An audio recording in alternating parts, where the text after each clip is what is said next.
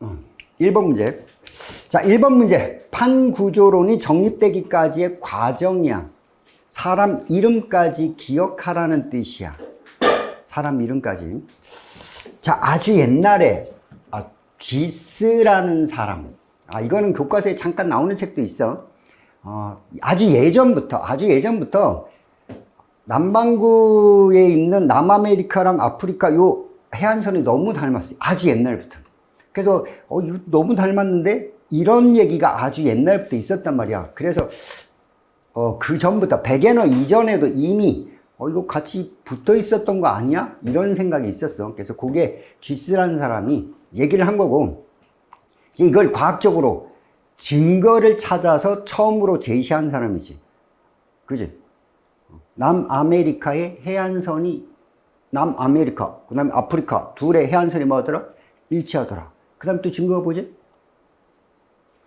서로 떨어진 대륙에서 동일한 화석이 출토돼 대표적으로 메소사우루스, 이거 공룡 아니라고 했어.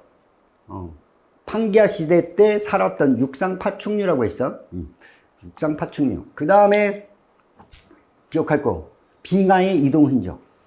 그 다음에 서로 떨어진 대륙에서 지질 구조가 갖다 붙이면 연속적이 돼.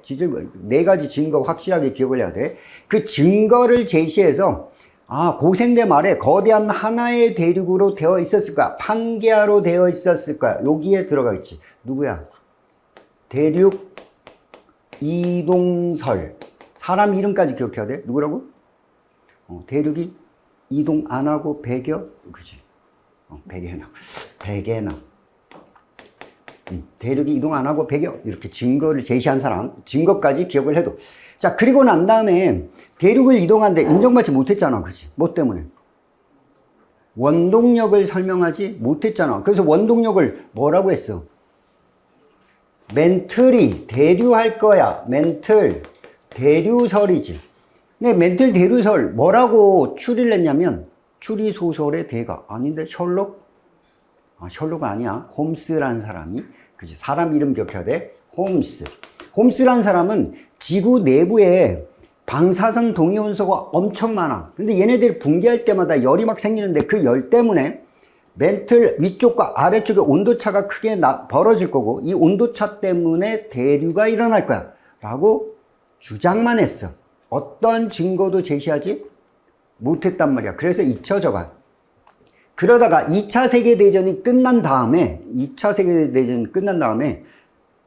그 잠수함이 다녀야 되니까 바닷속 지도가 필요해. 그래서 음향측신법을 이용해서 바닷속 지도를 열심히 그려보다 보니까 아주 특이한 구조를 발견하지.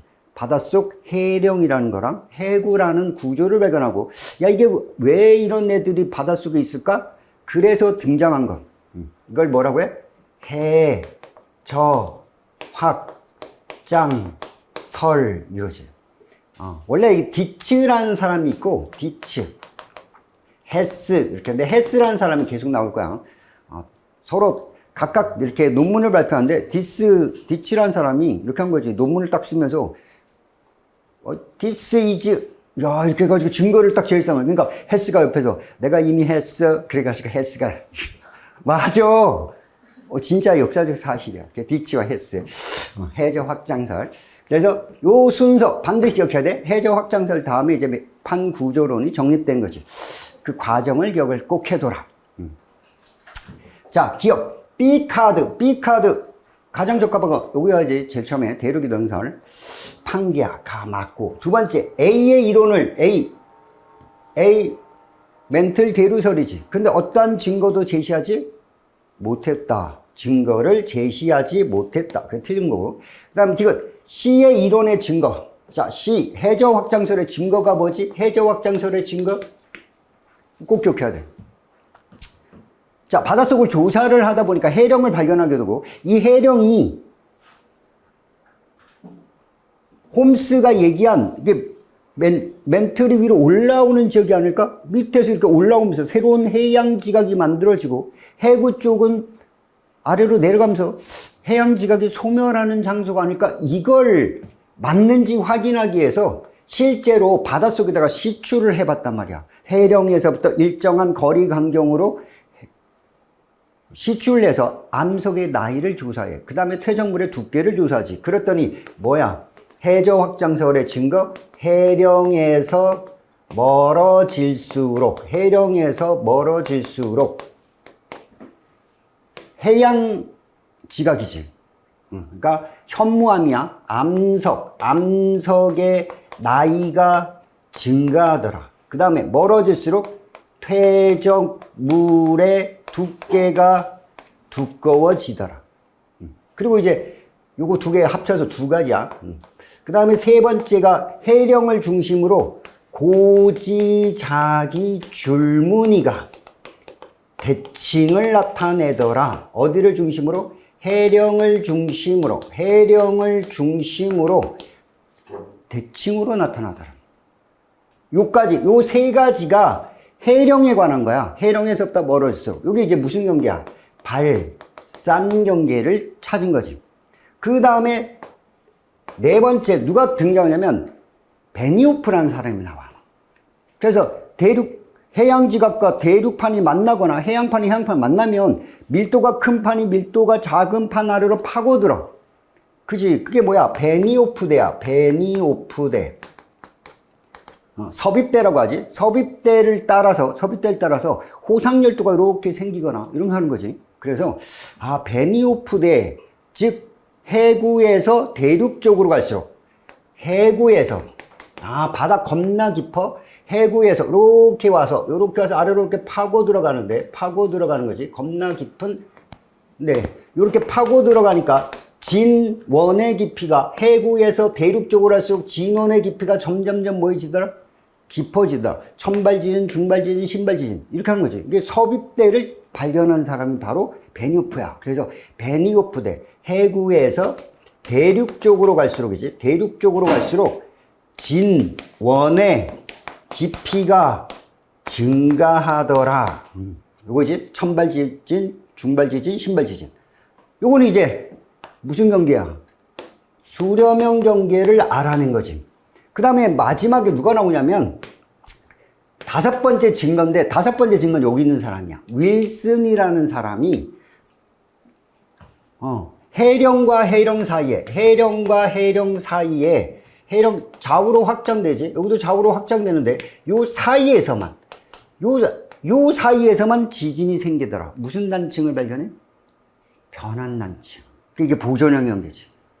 그러니까 발산형 경계, 수렴형 경계, 보존형 경계 이 세 가지 경계가 완성이 되면서 판구조론이 정립하게 되었습니다. 알겠어? 그래서 요 마지막에 있는 사람까지 기억을 해야 돼. 윌슨이 보존형 경계지 변환 단층을 설명한단 말이야. 알겠어? 자, 그래서 판구조론은 정립되는 과정까지를 기억을 해줘. 이렇게 집중으로 하는 학교는 이 판구조론, 요 정립되는 과정을 자세하게 좀 잘 안 물어봐. 전체 과정을 쭉 물어보고, 거기다가 이제 문제가 특이하게 고지자기 줄무늬 대칭되는 요런 문제, 해저 확장설 문제가 추가돼. 알겠어? 그런 문제가 추가돼서 나와. 한꺼번에 시험을 보니까 문제수가 겁나 많은 게 아니란 말이야. 그러니까 판구조론이 정립되는 과정을 전체적으로 기억을 꼭 해둘 필요가 있어. 할 수 있겠지? 자, 두 번째. 고지자기. 자, 우리는 고지자기, 그 과거, 암석 속에, 지괴 속에 남아있는 과거의 지구자기장의 흔적이야. 고지자기를 분석함으로 인해서 암석이 생성될 당시, 이렇게 하지? 여기서 근데 우리가 고지자기 복각을 통해서 우리는 뭘 할 수 있냐면, 암석이 생성될 당시, 그 당시의 위도를 알려주는 거야. 위도를 알려줘. 그 복각이지. 복각의 절대값, 크기는 비례합니다. 뭐에 비례한다? 위도에 비례한다고. 그 복각의 크기는 북극이나 남극에 가까울수록 복각의 절대값. 근데 복각의 크기니까 절대값을 하면 복각이 뭐야? 나침반의 n극이 가리키는 각이지, 그지? 이게 이제 고지자기 방향, 자기장의 방향인데, 얘가 수평면에 대해서 엎드린 게 양수. 엎드릴 복자야. 내려가면 양수. 북방구는 내려갈 거고, 남반구는 머리를 쳐들지. 그래서 이 복각이 플러스 값을 가지면 현재지.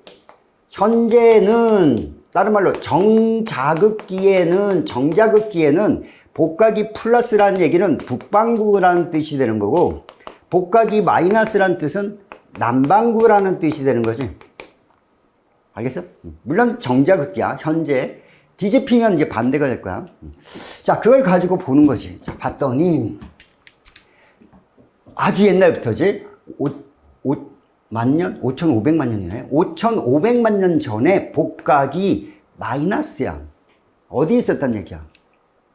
남반구에 있었단 얘기지, 그치? 그럼 복각을 여기서 찾는 거야. 복각이 마이너스 21도니까, 마이너스 21도, 20도 근처니까 아마도 여기. 자, 복각을 가지고 이렇게 찾은 다음에, 그 다음에 옆으로 이렇게 가서 위도를 읽어주는 거지. 그럼 뭐야? 남반구, 위도 20도 하니까 한 대략 한 10도 근처네. 아, 여기 남반구 한 10도, 10도 S, 남반구 여기 있었구나. 이런 얘기죠. 자, 그리고 나서 3,800만 년 전에는, 3,800만 전이지. 복각이 6도야, 6도. 그럼 6도니까 20도, 10도. 야, 이거 10도의 또 반. 이렇게. 오, 적도 바로 근처에 이렇게. 그지? 그러니까 한, 복각이 6도니까 한 거의 0도, 이 적도 근처. 요게 있었단 말이야. 북반구 쪽으로 살짝 넘어온 거. 자, 그리고 난 다음에 1,000만 년 전으로 갔더니 복각이 30도래. 그럼 요렇게 해서 40, 30. 요렇게 하니까, 요렇게. 아, 위도 대략 몇 도 되는 거야? 20도, 10 몇 도 되겠다. 한 10, 한 1, 2도. 12도. 북반구. 이렇게 되는 거지. 대략적으로. 눈대중으로. 이렇게. 그러니까, 복각을 읽어주고 거기에 맞게끔 위도를 해야 돼. 그 실제 위도 변화라는 건 요만큼밖에 안 되는 거야. 알겠어? 자, 기억을 해둬라. 기억. A는 남반구에서, A는 복각이 양수값이니까 남반구가 아니라 북반구에서. 자, 두 번째, 니은. B는 C보다 저위도. 적도가 저위도고. 그지? 남극은 고위도야. 북극도 고위도야. 적도 쪽이 저위도. 극지방이 고위도. 따라서 B는 C보다 저위도다. 적도니까 당연히 저위도가 되겠지? 자, 맞는 얘기가 될 거고. 1,000만 년 전과 5,000만 년 전 사이에 이 지점에 위치한 위도 차이는 40도보다 크다. 위도 차이는 요만큼밖에 안 돼. 40도가 나올 수가 없지, 그지? 이 위도 차이 끼켜야 20도 정도밖에 안 된단 말이야. 20 몇 도밖에. 따라서 40도보다 크다. 아이, 틀렸구나. 그러니까 위도는 이 그래프의 여기 값을 읽어줘야 돼. 알겠지? 알겠냐?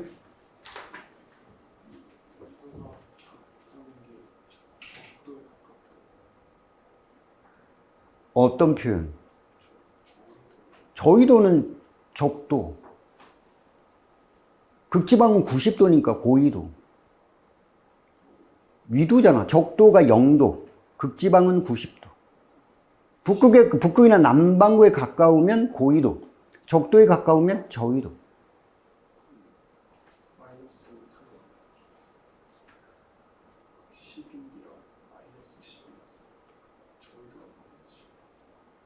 문장을 무슨? 다시.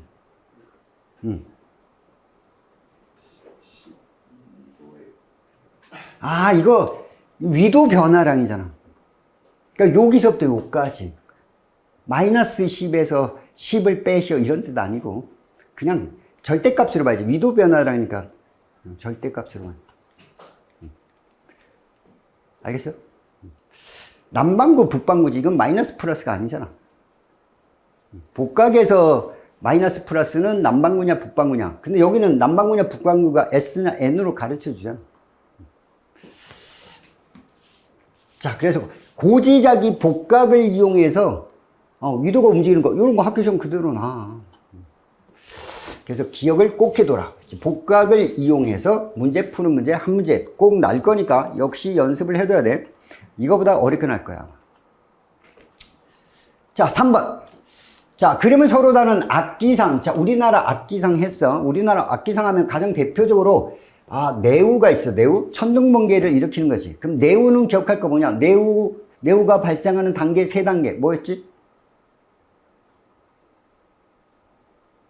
내우의 단계 3개의 단계가 있어. 첫 번째, 상승 기류로만 되어 있어. 적은 단계. 그 다음에 상승과 하강이 함께 나타나. 성숙 단계. 큰일 날 사람들이야. 이거 꼭 기억해야 돼. 그 다음에 하강 기류로만 되어 있어. 소멸 단계. 이게 적은 소멸 단계지. 그래서 이렇게 구름이 막 위로 발달을 해서, 그래서 상승과 하강이 반복돼. 그럼 비는 어느 쪽에 온다고? 비가 오는 지역은 하강 기류 쪽에 옵니다. 그래서 그 하강 기류 쪽에 상승 기류에 비 오는 거 아니야. 소멸 단계에는 약한 비가 전체적으로 내리는 거야. 비가 이렇게 하강 기류에 비가 오는 거야. 그래서 내우는 적은 성숙 소멸 이렇게 기억해두고 바로 요 성숙 단계에서 상승과 하강이 반복되니까 뭐도 만들어질 수 있다? 우박이 만들어지려면 구름의 온도가 0도씨보다 낮아야 돼. 낮아야 빙정이라고 하지. 얼음알갱이가 자라서 우박이 만들어질 수도 있습니다 라는 거. 물론 천둥 번개를 동반하는 단계가 주로 성수 단계야. 막 비비잖아. 마찰하잖아. 상승기류랑 하강기류가 같이 있으니까. 자, 그래서 내우는 요 3단계를 꼭 기억을 해두고 그 다음에 이런 강한 상승기류가 발달할 때 겨울철에 생기면 비 대신 뭐가 온다고? 눈이 올 수 있어. 폭설이지. 자, 폭설. 겨울철에 나타나는 거지. 폭설이 내릴 수도 있다. 자, 이런 강한 상승기류가 발달하는 건 대기가 안정한 거다, 불안정한 거다? 불안정한 거야. 대류가 활발하게 일어나는 건 불안정한 거야. 안정한 건 착 가라앉는 거야. 저기 있는 찬 공기가 바닥에 쫙 가라앉아. 바람도 거의 안 부는 상태. 이게 안정한 상태가 돼. 자, 그래서 기억. 가는 내우입니다. 나는 짧은 시간 동안에 많은 양의 눈이 내려. 그 폭설이지. 그냥 폭설 현상. 그 다음 디귿. 가와 나는 대기가 불안정할 때, 그렇지? 강한 상승 기류에서 정난운이 만들어질 때 잘 발생합니다. 그렇습니다. 자, 우리나라의 악기상 중에 겨울시절의 폭설. 자, 그리고 폭설에서도 추가적으로 기억해야 될 건 서해안에 폭설이 내릴 때 언제냐 이렇게 나오지? 이렇게 있으면 우리나라 배불뚝이야. 너무 크게 그렸는데? 이렇게 있으면 여기에 기단이 있잖아. 이게 기단이 뭐야? 겨울철? 시베리아 기단. 엄청 추워? 추워. 그 찬 공기가 내려와. 그 내려오는데 이 서해 바다, 황해 바다가 상대적으로 얘보다는 따뜻한 바다가 돼. 이게 따뜻한 바다야. 따바야. 따뜻한 바다. 그지? 따뜻한 바다 위를 지나가면서 공기가 데펴지니까 위로 상승하는 저군형 구름이 생겨. 여기서 구름이 이렇게 생기는데 주로 이렇게 이 무늬 따라 생겨. 사실 줄무늬 구름이 이렇게 발달을 해. 막 내려가면서 구름이 생긴단 말이야. 그러다가 서해안에 엄청나게 폭설이 내려. 알겠어? 요거 기단의 변질로 기억해야 돼. 여기 있던 공기가 따뜻한 바다 위를 지나가니까 저군형 구름이 발달을 하게 되고, 우리나라 서해안에 폭설을 내립니다. 요거 기단의 변질로 하면서 폭설 내리는 경우 기억을 해둬야 돼. 자, 그래서 우리나라 폭설, 서해안에 폭설 내리는 거, 시베리아 기단이 남하할 때, 자, 요 현상 추가로 알아두면 되겠어? 자, 그 다음에 이제 판구조론에 이어서 플룸 구조론이 등장하는데, 자, 플룸 구조론이 등장하게 된 배경이 뭐냐? 플룸 구조론이 등장하게 된 배경. 플룸 구조론.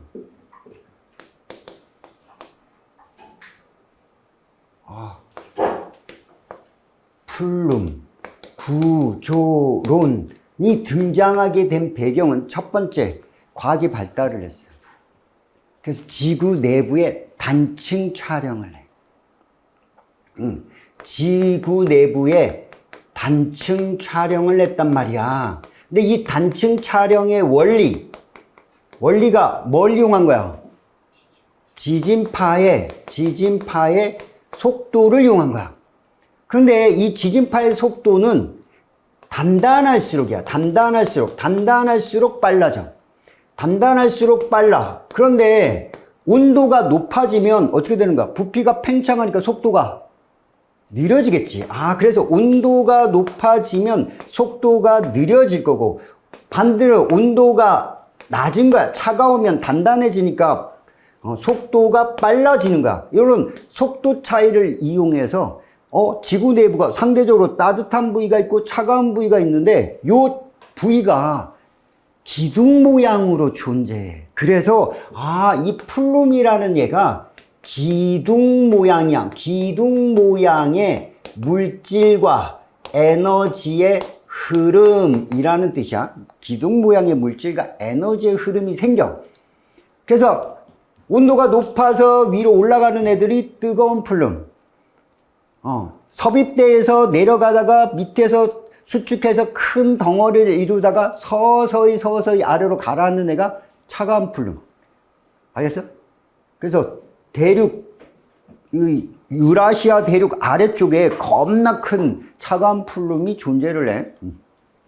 기억을 해둬야지. 자, 그 실험이야. 그래서 찬물에다가 잉크를 가라앉힌 다음에 비커 바닥 중앙을 알코올 램프로 가열을 했더니, 잉크를 바닥에 놓고 가열을 했단 말이야. 그러면 여기로부터, 즉 알코올 램프로부터 에너지를 얻어서 여기 있던 잉크가 이렇게 올라가 기둥 모양으로 막 올라간단 말이야. 그치? 그럼 요 경계가 어디와 어디 사이?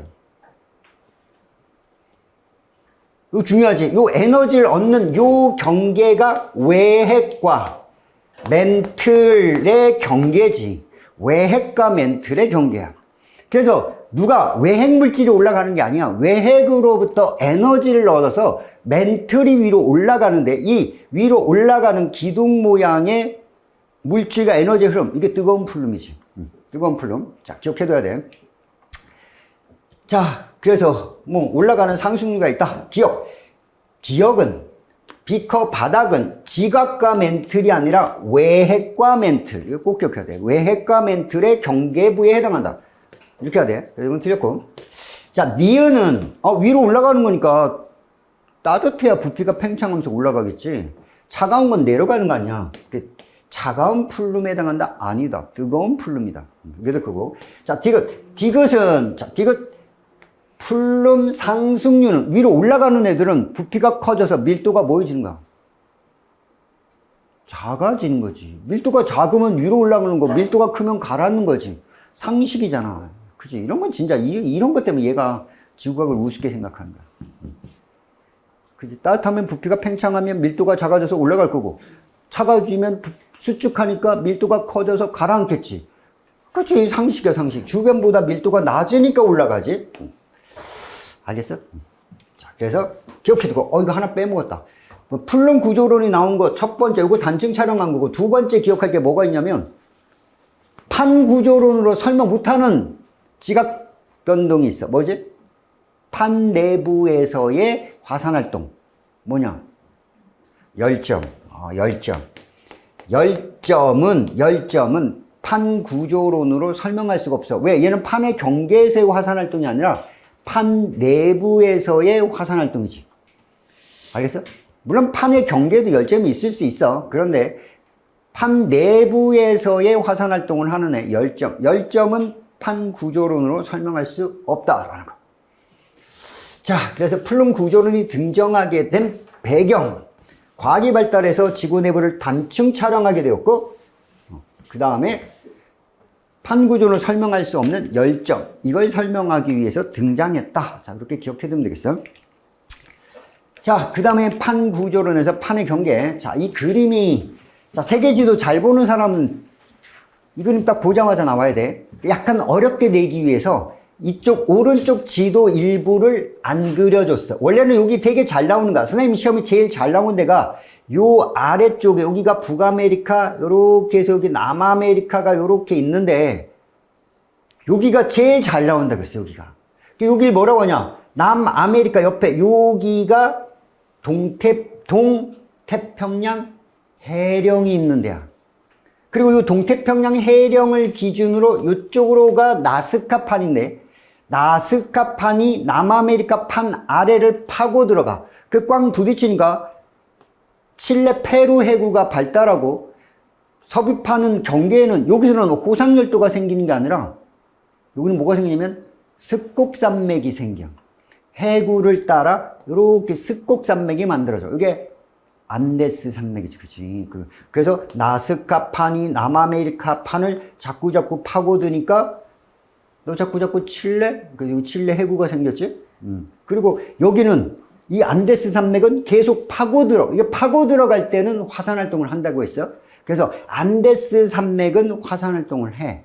지진도 생기고 화산활동 생겨. 파고 들어가면 천발, 중발, 신발 다 생기지. 거기다가 화산활동까지 하지. 참 안 됐어, 이 동네가. 그래서 안데스 산맥이라고 있어. 자, 기억을 해둬야 돼. 자, 그 모양인데 그거 너무 잘 나오니까 여기를 일부러 가린 거야. 애들 헷갈리라고. 그래서 여기가 동태평양 해령이 있습니다 라는 걸 좀 알아두면 좋겠어. 물론 몰라도 이제 문제 보다 보면 보여. 자, 나머지 태평양 주변부는 다 뭐가 발달되어 있냐? 해구가 발달되어 있단 말이야. 해구. 그리고 여기 그림상 여기는 이제 일본 해구가 있는 건데 그 아래쪽 보면 요거 여기 특히 또 알아들어겠지? 여기가 태평양판, 요게 필리핀판, 이게 유라시아판. 그래서 여기가 해양과 해양이 만나는 유일한 데가 있단 말이야. 여기가 뭐라고 했냐? 마리아나 해구. 그런데 조심할 건 태평양판도 일로 가고 필리핀판도 이쪽으로 가는데 방향은 똑같은데 수렴의 경계야. 왜? 쫓아오는 애가 도망가는 애가 빨라서 상대적으로 가까워진다. 요거 기억해둬야지, 그지? 물론 유라시아판은 이쪽으로 올 거야. 그래서 여기 수렴형, 여기도 수렴형 경계, 여기도 수렴형 경계. 자, 근데 그걸 물어보는 게 아니라 여기를 물어봤어. 이렇게 여기가 해구야. 일본 해구. 자, 문제 중에 보면 A와 B는 각각 해령과 해구 중에 하나입니다. 그럼 뭐 A가 해구니까 B는 해령 되겠지. 자, 그리고 이제 오른쪽 그림을 보면 이거는 뭐야? 섭입대지. 베니오프대 모양을 보여준 거야. 자, 베니오프가 배를 타고 가면서 진원이 발생한 장소의 깊이를 조사한 거랑 똑같아. 그럼 이 모양을 따라 이렇게 파고드는 거나 이런 뜻이 되는 거지. 이렇게 파고드는 거야. 그 경계면을 따라서. 그렇지? 파고드는 섭입하는 판이 이렇게 요 아마 해구가 있을 거고 이렇게 파고들 거야. 이런 식으로 파고드니까 파고 들어가는 경계를 따라서 지진이 생기는데 천발 지진, 중발 지진, 신발 지진 이렇게 생기는 거지. 그러면 요 파고 들어간 요 지점에 해구가 있어야 돼. 이렇게 해구. 그리고는 이렇게 판이겠지. X쪽 판과 Y쪽 판이 있는데 가까워져. 수렴의 경계지, 이렇게 상대적으로. 알겠어? 그럼 누가 더 밀도가 크다? 파고 내려가는 Y쪽 판이 밀도가 더 크다. 이렇게 나와줘야지. 자, 기억을 해두고 해구는 기본적으로 몇 미터 이상일 때 해구라고 한다 했어. 몇 미터 이상? 아, 큰일 났네. 6,000이라고 했어. 그래서 대륙 주변부를 보면 해저 지형이 이렇게 된단 말이야. 대륙이 있고 바닷가인데 서해 바다, 아주 완만한 바다, 그걸 대륙붕이라고 해. 대륙붕. 갑자기 경사져 있어? 대륙사면. 그 밑에 퇴적물이 쌓이는데 그걸 대륙대라고 불러? 알겠어? 그리고 대륙대가 발달을 하려면 해구가 없어야 돼. 해구가 있는 지역은 대륙대가 발달하기 어려워. 그러니까 대서양 주변부는 대륙대가 발달되어 있지만 태평양 주변부는 대륙대가 발달을 안 해. 왜? 해구가 있어서. 그러니까 해구가 이렇게 오다가 여기서 푹 파고드니까 이게 쌓일 수가 없고 이렇게 깊은 골짜기가 만들어져. 여기 이제 해구가 만들어지는 거지. 그리고 바닷속 높은 산맥, 해령이 존재하는가, 이렇게. 해령이 이렇게 섭입해 들어가는 거야. 자, 이거를 수심을 조사하면 심해저가 깊어봤자 6,000을 넘어설 수가 없어. 그러니까 6,000m 이상이 되면 해구로 해석을 해라. 이렇게 했어. 그럼 6,000m 이상, 6,000m 이상이 되면, 이게 이상이야. 그럼 6,000m는 초음파의 속도가 초당 1,500m/s니까 6,000m면 가는 데만 몇 초? 4초. 왕복하는데 8초. 8초 이상 나와야 돼. 그치? 요거 기억해둬야 돼. 자, 기억. 최대 수심은 A가 B보다 A가 해구 쪽이니까 얕다가 아니다. 깊다로 돼야지. 해구가 깊어. 니은 나는 A 주변에서 관측한 것이다. 그치? 나는 A 주변 해구 쪽을 나타내는 거야. 맞는 말이거든. 그거. 자, 디귿 판의 밀도는 Y가 X 쪽을 파고들어야 돼. 그지?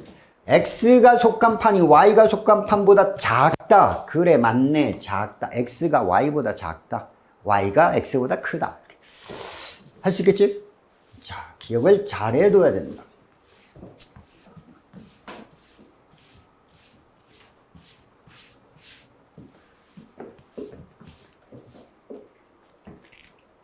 자, 그 다음에 반드시 시험 문제 나는 거. 마그마가 생성되는 거. 자, 괜히 지웠네. 똑같은 그림인데. 자, 마그마가 생성되는 건 바닷속, 일단 해령이 있어야 돼.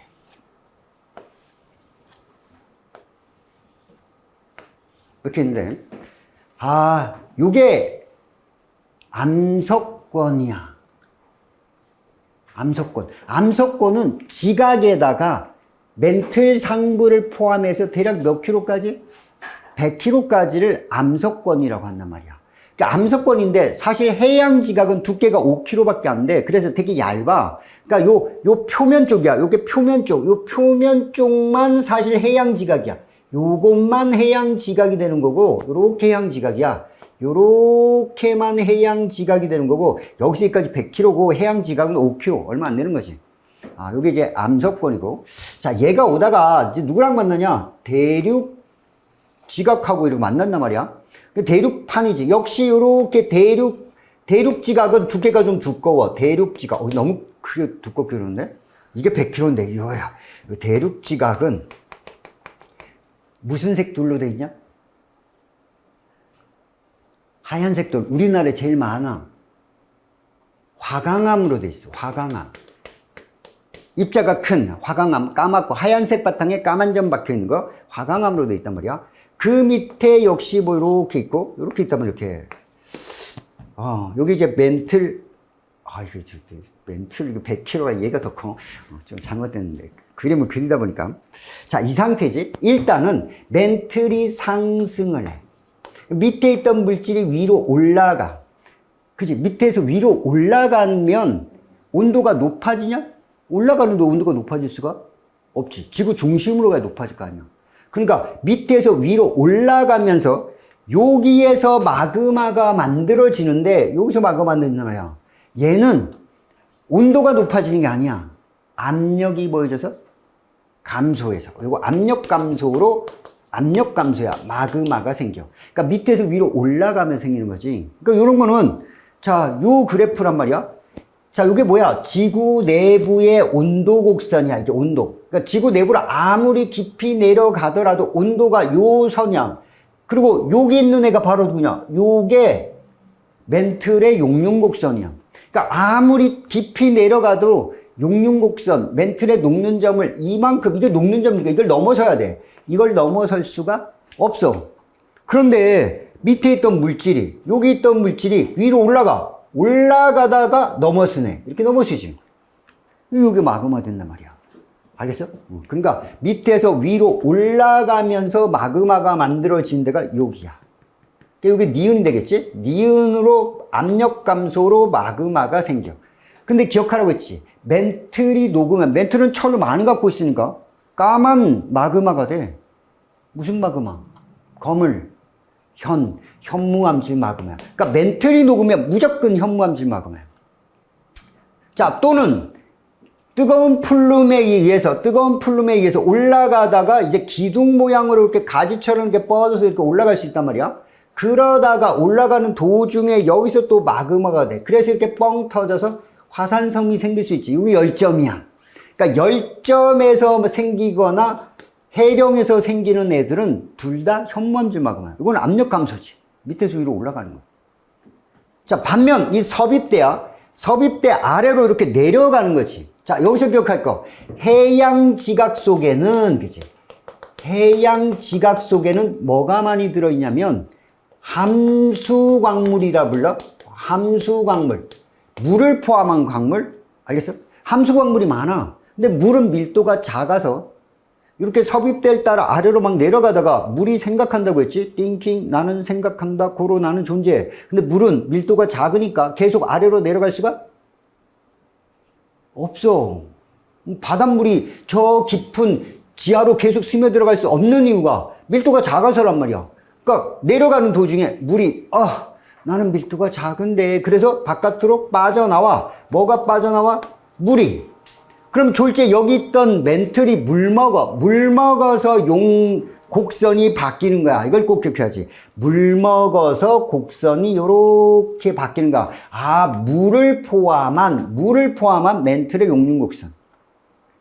바뀌어버리는 거야. 이렇게 이쪽 곡선에서 이쪽 곡선으로 이동을 해. 그랬더니 요 온도, 여기 온도 아래에서는 마그마가 생기는 거야. 알겠어? 그러니까 여기서 물이 빠져나와서 녹아. 물 먹어도 누가 녹는 거야? 멘틀이 녹는 거야. 멘틀이 녹으면 무슨 마그마? 이게 현무암질 마그마야. 근데 이 현무암질 마그마가 위로 올라가. 이렇게 올라가다가 대륙지각의 엉덩이를 데피는 거야. 근데 대륙지각은 화강암으로 돼 있는데 화강암은 함수광물이 진짜 많아. 그래서 녹는 점이 어마어마하게 낮아. 이렇게 어마어마하게 낮아. 이렇게. 요게 이제 대륙지각이야. 대륙지각. 화강암의 용융점이야. 알겠어? 근데 누군가가 온도를 살짝만 높여주면 금방 넘어가. 한 600도 700도만 돼도 금방 여기를 딱 넘어가서, 그러니까 이거 뭐야? 온도가 상승하는 거지. 누가 온도를 상승시키냐? 밑에서 올라오는 현무암질 마그마가 대륙지각의 엉덩이를 샥 가열하는 거야. 온도를 높여주는 거야. 요건 현무암질 마그마인데 온도를 높이니까 위에 있는 애가 녹아. 그럼 화강암이 녹으면 무슨 마그마? 유문암질 마그마라고 하지. 이게 유문암질 마그마. 이 유문암질 마그마가 땅 속에서 서서히 굳으면 화강암이 되는 거고, 땅 밖에 분출해서 식으면 유문암이 되는 거야. 그런데 이게 나갈 때 얘 혼자서 나가냐? 아니지. 얘네 둘이 섞여서 나가. 그래서 무슨 암이 되는 거야? 섞이면 안산암질 마그마가 될 거고, 안산암질 마그마가 분출해서 식으면 안산암, 땅속에서 식으면 현안유, 반섬화, 땅속에서 식으면 섬노강, 땅 밖에서 식으면 안산암, 이렇게 되는 거지. 그래서 화성암을 꼭 기억해둬요. 땅 밖에서 식은 걸 화산암. 화산암은 첫 글자만 따서 현, 안, 뉴. 땅속 깊은 곳에서 식은 애들을 심성암이라고 하고, 반, 섬, 화 이렇게 한다고 했지, 그치? 그리고 거물현이니까 이쪽으로 갈수록 여기 철 들어가 있어. 그럼 반대 이쪽으로 갈수록 비금속 SiO2가 많아. 그리고 우리는 SiO2 함량에 따라서 나누는데, 이 SiO2 함량에 따라서 SiO2가 52%보다 적을 때, 대신 철이 많을 때 이렇게 하는 거지. 그 다음에 63%보다 많을 때 이렇게 하는 거예요. 알겠어? 그 다음에 화산암은 입자의 크기가 작아. 무슨 질? 세립질, 가늘새, 세립질. 심성암은 무슨 질? 입자가 커졌어. 자꾸 장난감이 조립되듯이. 그래서 조립질 암석입니다. 이렇게 하는 거지, 그지? 요거는 이제 암석이고, 마그마는 이 세 개의 이름으로 붙여. 현무암질 마그마, 안산암질 마그마, 유문암질 마그마. 근데 마그마는, 봐봐. 현무암질 마그마는 기본적으로 이쪽에 있는 애들이야. 그지? 온도가 대체로 뭐해? 높아. 온도가 높으면 유동성이 커. 막 흘러가. 반면 온도가 낮은 이 유문암질 마그마는 유동성이 작아. 온도가 낮으니까 점성이 커. 알겠어? 마그마가 온도가 높은 애는 뜨거우니까 막 흘러가, 이렇게. 그럼 온도가 낮은 애들은 점성이 커서 잘 안 흘러가. 그래서 이 유문암질 마그마가 흘러나오면 잘 안 흘러가니까 화산이 나와서 잘 안 흘러가니까 점성이 커서 이렇게 종상화산이 생겨. 이거 제주도의 삼방산이야. 알겠어? 근데 제주도 자체 한라산은 현무암질 마그마야. 막 흘러간단 말이야. 그래서 제주도에 있는 현무암질 마그마가 흘러나오면 그냥 아주 완만해. 아주 완만해. 제주도 자체가 이렇게 완만해. 이렇게. 그리고 한라산이 살짝 이렇게 올라가 있어요. 이렇게 완만한 화산체야. 이걸 방패 모양의 화산이라고 해서 우리는 뭐라고 해? 순상화산. 제주도 기퉁에 이렇게 종상화산이 있어. 이게 삼방산이야. 수학여행 가면 이 삼방산 옆으로 쑥 지나가다가 산 봐라 이렇게 그리고 가. 물론 내렸다 가는 사람도 있어. 수학여행 때 삼방산 이렇게.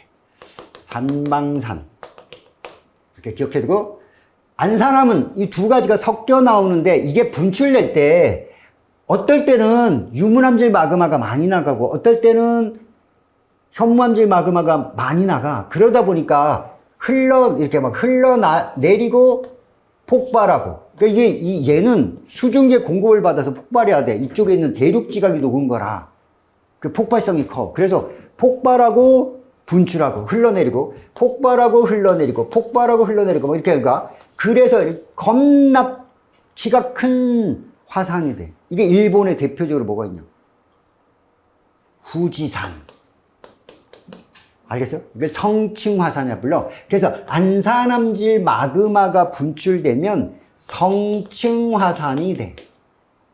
알겠어?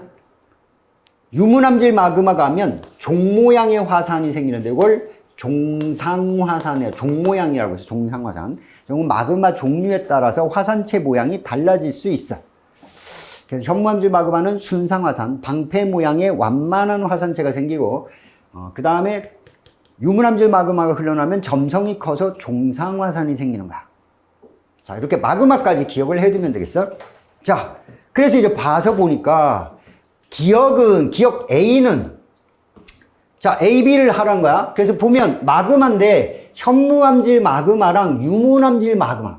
자, 현무암질 마그마는 철이 들어있단 말이야. 철을 녹이려면 겁나 온도가 높아야 돼. 그래서 현무암질 마그마는 온도가 높아. 그러니까 유동성이 커. 점성은 작아.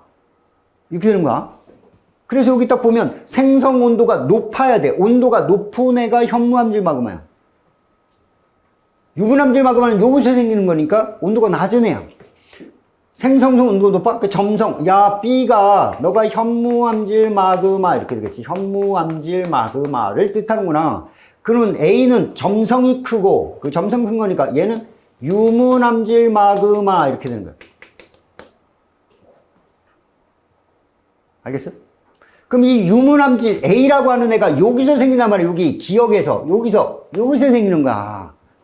낮은 온도에서 생기는 거야. 그 점성이 커.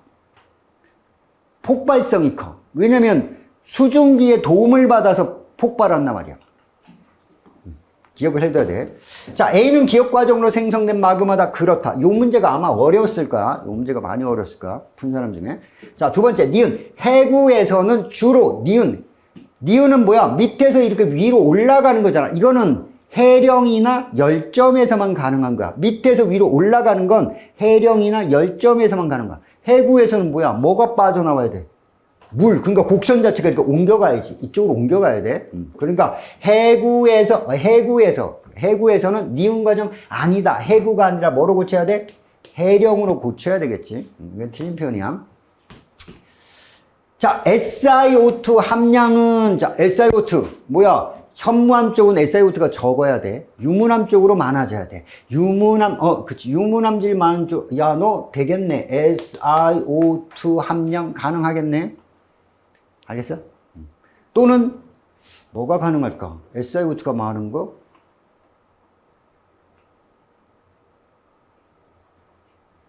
뭐 없는데? 생성 온도? 또는 얘는 유동성이라고 하면 돼. 점성의 반대, 여기 유동성이 크다. 점성의 반대가 유동성이야. 자, 온도가 높으면 유동성이 커져 이렇게 옆으로 퍼져서 순상화산이 됩니다. 이게 이제 조금 난이도가 높았던 문제. 이 그래프는 완벽하게 해석을 해놔야 돼. 자, 반드시 시험은 날 거고 난이도는 높다.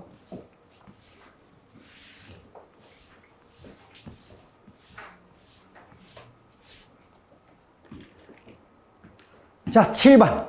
지층의 대비. 자, 지층에 역전이 없대. 아, 그럼 순서대로 차곡차곡 쌓인 거야. 자, 역전이 없는 세 지역의 지질 단면에서 산출되는 화석. 자, 그러면 화석은 두 가지 화석을 기억해야지. 하나는 표준 화석, 하나는 시상 화석. 그럼 표준 화석은 꼭 외워야 돼. 표준 화석. 그지? 표준 화석은 고생대, 중생대, 신생대. 자, 고생대 표준 화석 뭐야? 삼엽충, 필석, 갑주어, 방추충. 이렇게 하지. 방추. 요즘 시험에 잘 나오는 게 방추충이야. 삼엽충. 요거 두 개. 삼엽충은 초에서부터 말까지 다 살았고, 방추충은 말에 등장해서 말에 죽는 애야. 알겠어? 이렇게 기억해둬야 돼. 자, 그 다음에 이제 고생대 말고 중생대로 가서, 중생대의 표준 화석은 공룡 나올 거고, 바닷속에서 뭐 나와? 암모나이트 나와야 돼. 암모나이트. 그러니까 암모나이트 발견되면 해성층이라고 하는 거고, 공룡 발견되면 육성층이 되는 거야. 육지. 자, 삼엽층, 필석, 갑조, 방추층 전부 다 이거 뭐야? 바다야, 바다. 해성층이야. 신생대의 표준화석 뭐가 있다? 신생대의 표준화석은 화폐석이 나와야지. 화폐석. 동전 모양의 화석, 화폐석. 그 다음에 매머드. 이렇게 기억을 해둬라. 자, 봤더니 공룡 발자국 중생대, 화폐석 신생대, 방추층 고생대 마을. 자, 가장 오래된 애는 고생대, 고생대. 고생대 어디냐? 이거 방추층이네. 그러니까 고생대. 이게 고생대. 화폐석 신생대, 공룡 발자국 중생대. 이거 되겠지. 근데 역전되지 않았대. 그럼 얘가 제일 오래된 것도 쌓였네. 가장 오래된 지층은 가에 있습니다. 고생대니까 맞아. 나에서 암모나이트 화석이 발견. 암모나이트는 어느 시대야? 근데 얘는 신생대잖아. 근데 신생대에서 암모나이트가 발견될 수가 없겠지. 그래서 틀렸네. 세 지역은 화산 세설물, 화산재가 쌓여서 생긴 퇴적암이 뭐야? 화산재가 쌓여서 생긴 퇴적암이 응회암. 그래서 꼭 기억해야 돼. 응회암은 퇴적암이야. 쇠설성 퇴적암이야. 화산재가 쌓였다고 해서 화성암이라고 안 돼. 화산재가 쌓여 생긴 응회암은 퇴적암이다. 그래서 제주도에 가면, 제주도에, 이름이 갑자기 안 떠오르는데? 수월봉. 제주도에 수월봉 나오면 화산재가 쌓인 층리가 발달한 응암층을 볼 수가 있어. 수월봉 나와. 제주도의 수월봉. 그래서 세 지역은 화산 응암이 발견됩니다. 쇠설물이 쌓인 응암이 발견됩니다. 뭐 이런 거는 그냥 그지. 이런 문제에 보면 할 게 없어 사실. 표준화석만 정확하게 기억하면 돼. 자, 8번 연결되는 문제네. 다음은 지질답사에서 관찰한 화석과 퇴적 구조. 자, 퇴적 구조는 퇴적 당시의 환경을 알려줍니다. 여기 이제 몇 가지 나오냐? 네 가지 나와. 그치? 퇴적 구조 네 가지. 뭐 있냐? 물이나 바람이 한쪽으로 지속적으로 흘렀을 때 나타나는 거. 사층리. 그 다음에 모래 진흙 자갈이 한꺼번에 경사가 급한 호수 바닥이나 대륙대에 가라앉을 때, 대륙산을 타고 흘러내릴 때 점이 점점 위로 갈수록 작아져. 점이 층리. 그 다음에 얕은 물결무늬. 연흔. 건조한 환경에 노출돼서 논바닥이 갈라졌다. 건열. 이 건열과 같은 애들은 입자가 작은 애들한테서 잘생겨? 입자가 큰 여감 같은 데서 잘생기냐? 쉐일 같은 데서 잘생기냐? 입자가 작은 진흙층에서 잘생겨. 이런 거 기억해둬야 돼. 자, 나오고. 자, 여기 뭐라고 했냐? 삼엽충 화석과 화석. 그렇겠네? 삼엽충 화석 이렇게. 삼엽충 화석. 이파리 3개, 삼엽. 나뭇잎처럼 생겼대. 여기는 연은이 발견되네. 얕은 물결무늬. 학생 A는 뭐라고 했냐면 댓글을 달았는데 기억은 중생대 표준화석이다. 아니지. 삼엽충은 고생대지. 틀렸네. 자, 댓글을 잘 달아야지. 선생님한테 이렇게 댓글 달으면 무한할 것 같아. 그지? 학생 B. 니은은 얕은 물 밑에서, 그치? 얕은 물결문이니까 B 학생은 맞은 편이고. 자, 학생 C. 이 지역은 삼엽층, 필석, 갑주어, 방출층 다 어디서 살았다? 바다에서 사는 거야. 해성층이야. 해성층이 분포예요. 맞는 말이 되겠지? 해성층.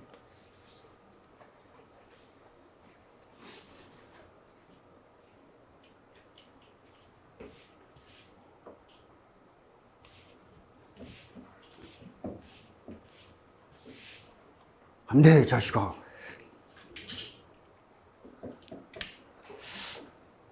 자, 9번.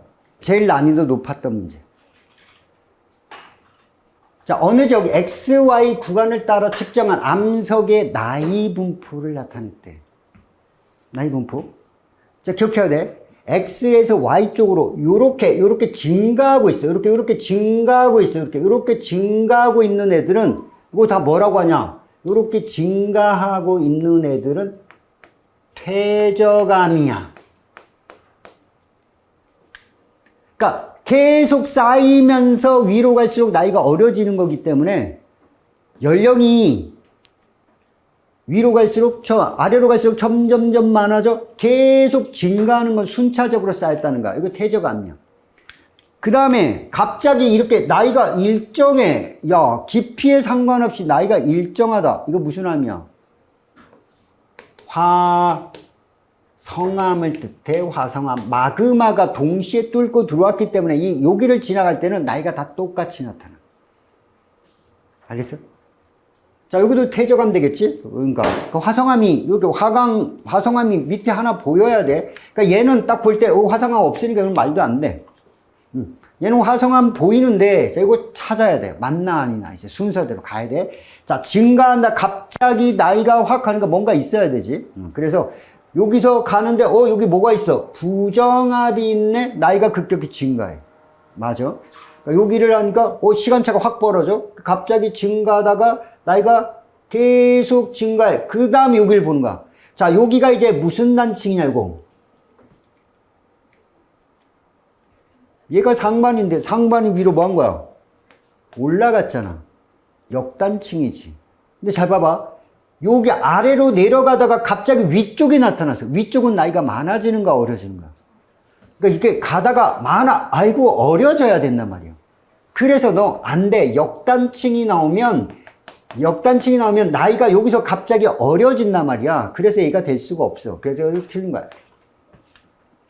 여기로 가서, 자, 여기도 이제 갔더니, 이번에 얘 역단층이니까 이미 벌써 말 안 되지? 필요 없어. 역단층. 여기로 왔더니 쭉 가다가 이번에는 무슨 단층이 나온 거야?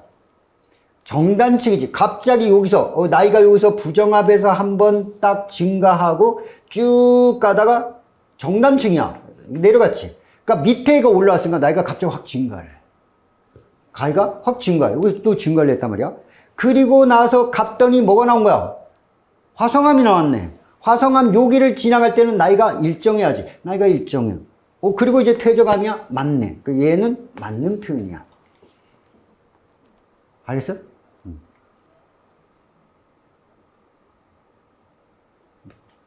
자, 얘 같은 경우는 어디서 잘못됐냐면, 자, 여기서 여기까지 지나갈 때 퇴적암이야? 나이가 증가하지? 그런데 여기 부정합이 있으니까 급격히 나이가 한번 뿅 증가해. 그 다음에 또 퇴적암이 쭉 내려가니까 이까지 나이가 증가를 하다가 여기서 뭐야? 정단층이지. 정단층이 돼서 얘보다 아래쪽에 나오니까 갑자기 또 나이가 딱 증가해. 그래서 여기까지 쭉 설명이 돼. 근데 그 다음부터야. 잘 봐. 이 화성암이 이 퇴적암을 뚫고 올라왔단 말이야. 그럼 이 화성암은 이 퇴적암보다 나이가 어린 거지. 나이가 얘는 많아졌잖아. 어려야 돼. 얘 같은 경우는 이 화성암이 여기서 나오는 게 아니라 밑에 쪽으로 이렇게 옮겨갔어야 된단 말이야. 그래서 얘가 틀린 거야. 알겠어? 얘가 맞으려면 요게 아래로 내려가야 돼. 오히려 나중에 뚫고 올라왔으니까. 자, 이 문제가 니네가 처음 할 땐 난이가 좀 높은 문제가 되겠어. 그래서 자, 요 문제 조심해서 기억을 해두라. 자, 이렇게 증가하는 경우는 퇴적암이 될 거고, 그 다음에 이렇게 가다가 급격히 증가할 때 뭔가 있어야 돼. 지질 구조가 나타나야 돼. 그게 정단층이냐 역단층이냐 판단을 잘해주고, 물론 부정합일 때 흙 증가해. 확 증가하고, 역단층이 되면 안 되고 정단층이 돼야만 나이가 확 증가해. 그래서 정단층이 보여야 돼. 그 다음에 요거는 화성암 이렇게 되지. 그래서 그냥 쓰면 여기서 뭐가 발견되냐, 이거는 부정합이 발견되고, 부정합. 여기서는 뭐가 발견되냐면 정단층이 발견돼. 정단층. 나이가 한번 확 증가하지. 그리고 나서 여기는 관입이 일어났어. 관입이 일어났어. 화성암의 관입. 이렇게 기억을 해두면 되겠어. 알겠지? 그래서 이런 문제 어려웠다라는 거 기억하고. 자, 10번. 얼마 전에 했지. 온대적이압. 자, 온대적이압은 생긴 모양이 절대 안 바뀐다고 했어. 자, 항상 이 모양이야. 자, 이런 모양이고. 자, 여기에 전선이 이렇게 표시되어 있어. 근데 이게 바람 방향이라고 했지. 그래서 이게 바람. 요 찬 공기가 이렇게 불어. 찬 공기가 이렇게. 무슨 풍? 무슨 풍? 바람의 방향은 불어오는 방향. 아, 큰일 났어. 이거 무슨 풍이야? 사자 표시 딱 하고 불어와. 무슨 풍? 북서풍. 자, 여기에 또 전선이 있어. 이렇게. 요렇게. 근데 얘는 따뜻한 공기지. 따뜻한 공기가 이렇게 가. 무슨 풍? 남서풍. 이렇게 되지. 그 다음에 여기에 요렇게 가야 돼. 얘가 이쪽으로 오는데 이렇게 마주치면 정체전선이 될 거고, 이렇게 꺾여야 돼. 시계 반대로. 왜? 여기가 저기압의 중심이야. 그 다음에 여기다가 이렇게 또 역시 이렇게 바람이 이렇게 저기압이잖아. 시계 반대로 회전해야지. 이렇게 되는 거야, 이렇게. 그리고 이렇게 생겼고, 등압선의 간격은 이렇게 돌다가 갑자기 꺾여. 이렇게. 여기 이제 등압선의 간격. 이렇게 생기네. 얘가 편서풍을 타고 서에서 동으로 이동을 해 갑니다. 이런 얘기지. 자, 그러니까 이건데, 요 가운데가 무슨 공기야? 따뜻한 공기야. 그럼 저 고緯도로 갈수록 온도가 낮아지겠지. 그러니까 온도곡선을 그리면 온도곡선이 이렇게 생기는 거야. 온도곡선이 이렇게. 온도곡선이 이렇게. 온도곡선이 이렇게 되는 거야. 이렇게. 그 이걸 반만 딱 잘라서 낸 게 얘야. 그 온도곡선이 이렇게. 요게 뭐 있어야 돼? 여기에 온난전선이 있고, 여기 한랭전선이 있고. 뭔지 알겠어? 그러니까 온도곡선이 원래 이렇게 있는 거야. 이게 여기 따뜻한 공기 있고, 위로 갈수록 차가운 공기니까 온도가 24, 22, 뭐 18 이런 식으로 온도가 위로 낮아지는 거란 말이야. 그래서 잘 보면 22도, 16도, 그럼 같은 위도에서 이쪽은 16도보다 낮고 이쪽은 20도보다 높으니까 얘가 따뜻한 공기고 얘가 찬 공기야. 이런 거지. 알겠어? 요 모양새를 딱 봐도 여기 전선이 있대. 그럼 여기 전선이 무슨 찬 공기가 따뜻한 공기를 파고 들어가는 한랭전선입니다. 그럼 여기에 부는 바람은 북서풍이 불 거고, 여기는 바람이 이렇게 불겠네. 남서풍이 되겠지. 그러면 찬 공기가 따뜻한 공기를 파고드니까 갑자기 따뜻한 공기가 위로 이렇게 솟구치면 전선면이 만들어질 거고, 이 전선면을 따라 구름이 위로 가면 생겨. 이렇게. 그럼 따뜻한 공기 머리 위에는 전선면이 보일 수가 없어. 따뜻한 공기 위에는 절대 전선면이 생길 수가 없단 말이야. 항상 찬 공기 위에 있는 거야. 자, 오는 것. 기역은, 자, 동반된 전선이야. 이 전선은 한랭전선을 뜻한다. 맞아. A 지역의 머리 위에, 따뜻한 공기 위에는 절대 전선면이 있을 수가 없다. 따뜻한 거 위에는 구름이 있으면 안 돼. A 지역의 상공에는 전선면이 나타난다? 아니다. 불가능하다. 항상 전선면은 찬 공기 위에 있습니다. 자, 온대저기압의 중심은 여기 있다면 여기가 중심이야. 여기가 중심이야. 중심은 A 지역의 남동쪽이 아니라 A 지역의 북동쪽에 있어야겠지? 남동이 아니라 북동으로 가야 됩니다. 그래서 틀렸습니다. 할 수 있겠죠? 자, 인공위성 영상 기억해야지. 가시 영상은 햇빛의 반사량을 뜻하는 거야. 햇빛의 반사량. 햇빛의 반사량이니까 두꺼울수록 뭐 해야 돼? 두꺼울수록 밝게 찍힌다. 요거 기억해둬야지, 그지? 그 다음에 적외 영상은 지구가 방출하는 적외선을 찍는 거야. 그러니까 여기 지표면을 봐봐. 땅에서 방출하는 건데 지표면은 까만색이야. 그러니까 적외선을 찍히면 까만색이야.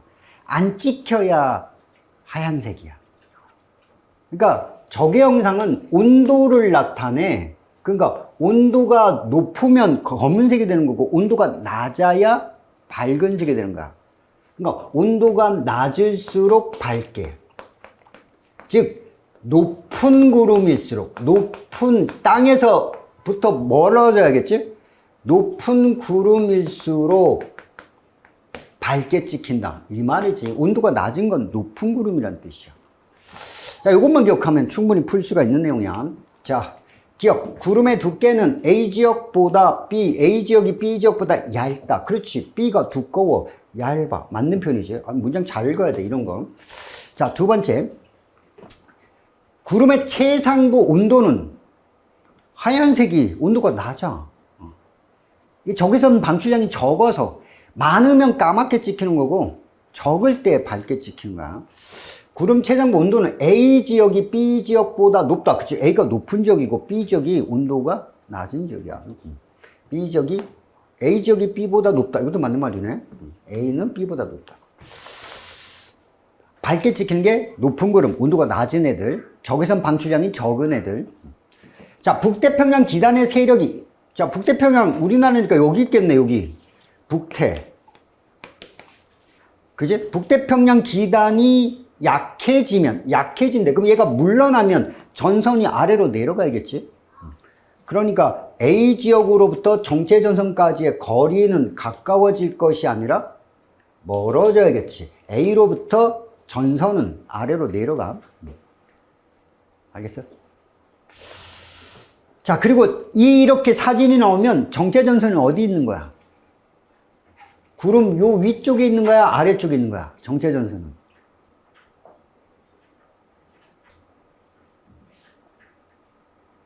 항상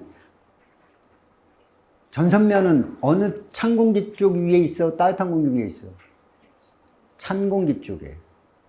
그러니까 여기가 정체전선이야. 여기가. 따뜻한 공기가 위쪽으로 이렇게 가고 찬 공기가 내려오면 따뜻한 공기가 찬 공기 위를 이렇게 와서 타고 넘어가. 이렇게 와서 타고 넘어가는 거야. 이렇게 와서 타고 넘어가면서 구름이 생겨. 이렇게. 그래서 이 전선은 구름이 보이는 것 아래쪽 부위에 정체전선이 위치하는 거야. 알겠어? 요거 조심해서 기억을 해서 항상 따뜻한 게 찬 걸 타고 넘어가면 생기니까. 알겠어? 자, 11번은 적외영상, 가시영상 기억해두고, 가시영상은 낮에만 찍을 수 있고 적외영상은 낮, 밤 다 찍을 수 있다. 요거 조심해서 기억해둬. 자, 그 다음에 12번 태풍인데, 태풍에서 기억할 거 제일 중요한 거 뭐라고 했어? 풍향이라고 했지. 그치? 풍향. 진행 방향의 오른쪽은 무슨 방향으로 변하고? 시계로 변하고, 진행 방향의 왼쪽은 시계 반대로 변합니다. 그래서 여기 바람의 방향이 나오는데, 자, 관측소 A, B 둘 중에 하나에서 측정을 했대. 자, 풍향 읽어줘야지. 0시의 풍향은 북동. 사자 표시해. 이렇게. 북동. 이렇게 해서. 0시의 북동. 그리고 난 다음에 이렇게 바뀌었네. 동풍 계열로 바뀌었어. 동풍. 이렇게 바뀌었어. 동풍. 이게 3시. 자, 이것만 해도 벌써 이렇게 바뀌었네. 금방 알 수 있지. 그리고 나서 갑자기 확 변해. 여기서 이쪽으로 왔어. 남서. 여기로 갔네. 이렇게 돌아갔어. 알겠어?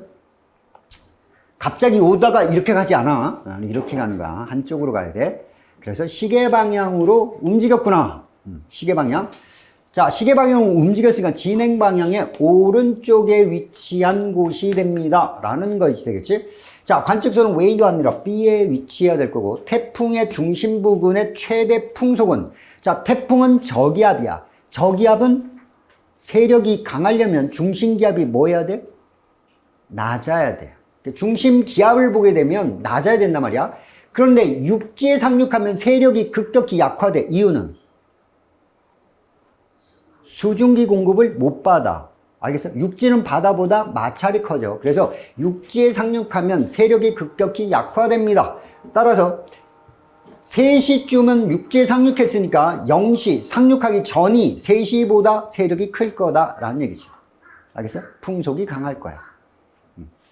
자, 태풍의 평균 이동 속도는, 자, 이게 3시간 간격으로 찍은 건데 0시에서 3시는 요만큼 갔어. 그 다음에 3시부터 6시까지는 이만큼을 갔어. 같은 시간 동안에 3시에서 6시가 많이 갔지? 이동 속도가 빠르다. 0시에서 3시가 3시에서 6시보다 빠르다? 아니다.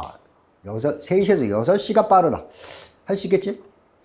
그래서 니은만 답이 됩니다. 자, 태풍, 풍향만 일단 중심으로 기억해두고, 태풍은 저기압이니까 중심기압이 낮을수록 세력이 강하다라고 해주면 돼. 자, 그 다음에 지질시대. 자, 지질시대는 고생대 이렇게 알고 있지? 사실 이렇게 물속에서, 생명체는 물속에서 물 밖으로 진행해 가는데 이렇게 가는 거지. 가는데 처음으로 생명체가 나타나. 뭐라고 하지?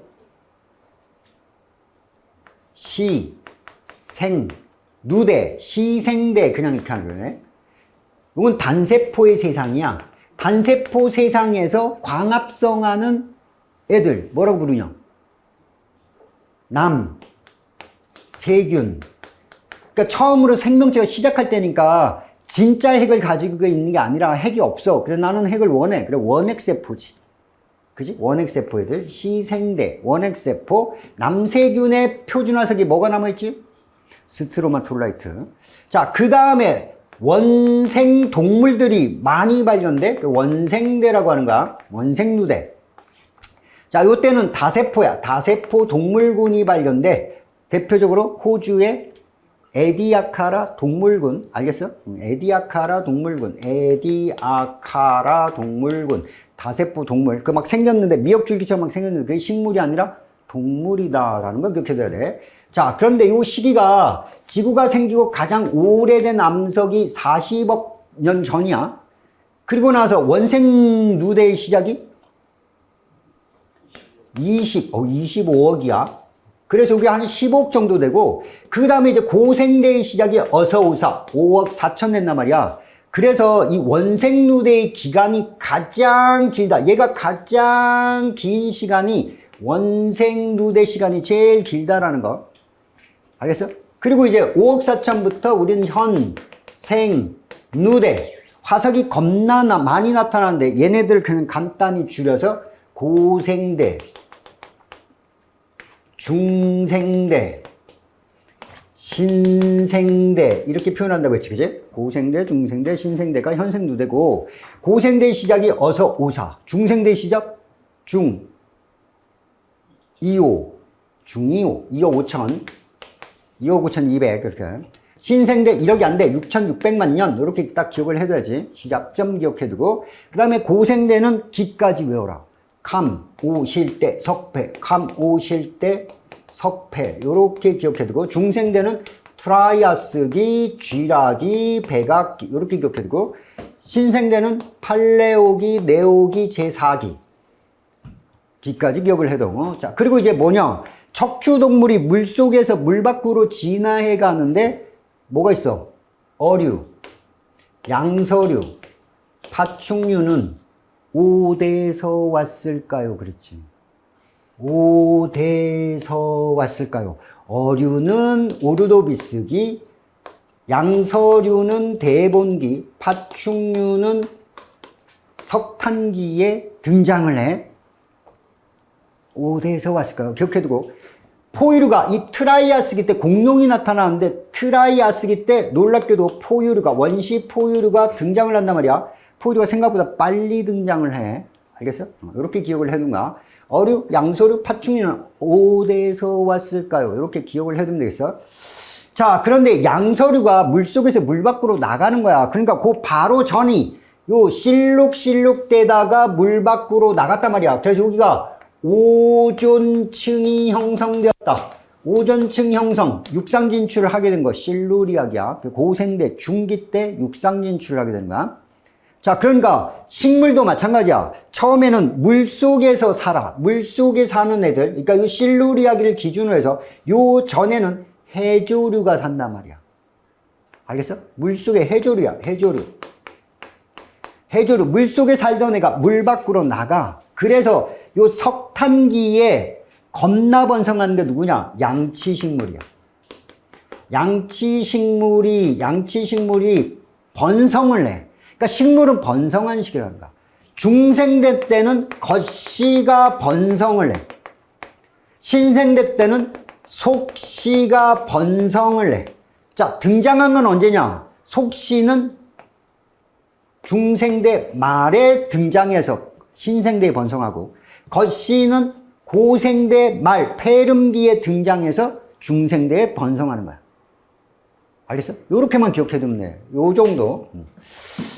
자, 그리고 이제 뭐냐? A와 B는 각각 포유류와 파충류다. 그럼 등장한 순서가 당연히 파충류 다음에 포유류야. 파충류 다음에 포유류. 그러니까 A가 파충류, B가 포유류. 끝.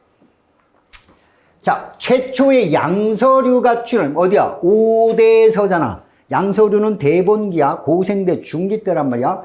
고생대, 중기에 출현했는데 판기아는 언제 생긴 거야? 고생대?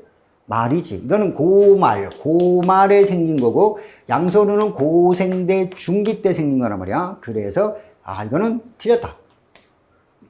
좀 어려웠어. 자, A는 당연히 파충류가 될 거고, 디귿. B가 번성한 시기에 속씨가 번성했다. B, 포유류가 지금 겁나 번성하는 거야. 중생대 때는 포유류가 공룡의 먹이였어. 번성할 수가 없지. 그러니까 이 포유류가 등장은 빨리 했지만 공룡이 살던 시기에는 막 땅속에 이렇게 두더지 같은 이런 존재들이었단 말이야. 그러니까 어느 날 소행성이 꽝 부딪혀가지고 막 불바다 돼서 공룡들이 다 떼죽음을 당하니까 땅 밖으로 딱 기어나와서 딱 보니까 우와, 내 세상인데? 그래서 포유류가 번성을 해. 신생대 때 포유류가 번성했다. 그래서 포유류가 번성할 때 속씨가 번성했다. 자, B가 번성한 거, 포유류가 번성한 건 신생대 이후로 번성을 한다. 공룡이 멸종하고 난 다음에 포유류가 번성하게 되었습니다. 자, 기억을 해두고. 자, 반감기에 대해서 나왔네. 자, 반감기. 해양지각의 나이와 고지작이 분포, 판의 경계 A에서 생성된대. A에서 생성되니까 너는 해령이 되겠지? 자, 해령. 여기서 생성돼서 얘는 일로 갈 거고 얘는 일로 갈 거야. 자, 현재 색깔. 요 색깔이 정자극기. 요건 역자극기가 되겠네. 역자극기. 얘는 정자극기. 그렇게 돼 있어. 자, 얘 보니까 Y네. 얘가 Y고 얘가 Y 다시. 요게 Y 다시고 요게 Y야. 몇 대 몇이야? 1대 1 되겠네. 그지? 2분의 1. 한 번 반감했네. 1회 반감. 근데 여기는 얼마가 됐냐면 Y랑 Y 다시가 1대 7이야. 그지? 8분의 1로 주는 거잖아. 8분의 1 줄면 2분의 1, 4분의 1, 8분의 1. 몇 번 반감한 거야? 얘는 3번 반감한 거야. 3번 반감. 3번 반감한 거고, 얘는 1회 반감한 거야. 1회 반감. 자, 근데 여기까지가 몇 T야? 12T가 3회 반감이 12T니까 한 번 반감기는 4T가 되겠네. 4T. 그래서 니은 Y의 반감기는 4T다. 맞습니다. 이렇게 나오지. 자, 그 다음에 이제 뭔가 3번 반감할 때, 요거는 몇 번 반감했냐? 자, 요거는 X 다시인데, 요게 1대 3이잖아. 4분의 1로 줄었잖아. 1대 3이니까 4분의 1이 됐단 말이야. 몇 번 반감한 거야? 2번 반감했네. 이런 얘기지. 자, 2번 반감해서 12T니까 X는 반감기가 6T가 될 거야. 그래서 기억해도 돼. 자, 기억. A는 멘틀 대류의 상승부다. 그치? 해령이니까 멘틀 대류의 상승부야. 해령이니까. 자, 디귿. 나이가 5T. 5T면 여기가 4T잖아. 한 번 반감했으니까. 그치? 요까지가 4T야. 4T? 그럼 요 끝이 이제 5T가 되겠네? 요 다음이? 그치? 그럼 5T에는 고지자기 방향은 현재와 반대다. 역자극기다. 그치? 여기가 4t인데 여기는 5t가 되는 거니까 역자극기 맞겠네. 이렇게. 알겠어? 자, 14번. 별로 어려웠던 문제는 아니야. 아주 기본되는 문제를 냈어. 자, 15번. 해수의 성질인데, 8월과 12월에,